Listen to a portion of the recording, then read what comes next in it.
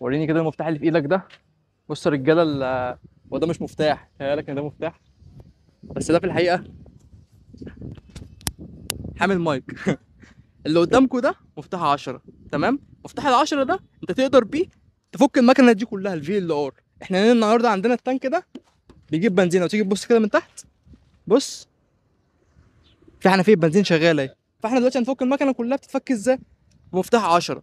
الفيديو دوت انا بعمله للناس اللي التانك بتاعها بيتخرم كل شويه في الفي ال ار، وبتحتاج تفكه وبتحتاج تروح للميكانيكي كل شويه. لا يا باشا، مفتاح 10 شبه دوت خليه معاك من عند اي حد بتاع عده من سوق الجمعه، يحل لك المكنه كلها. ولو زودت عليه اكسترا المفك ده، تحل بقى المكنه حرفيا بالجنابات بكل حاجه، تخلي المكنه ديت على الموتور والشاسيه. هنوريكم دلوقتي ازاي. مبدئيا اول حاجه انت بتفك الكرسي اللي ورا، اللي هو الكرسي ده. هينزل عندك المسمارين بتوع الكرسي اللي هو بتاع الراكب. وعلى فكره الكرسي دوت غالبا مش بنحط مساميره عشان اي وقت تشيل الكرسي، بس لو انت هتشيل المسمارين بتوعه بلاش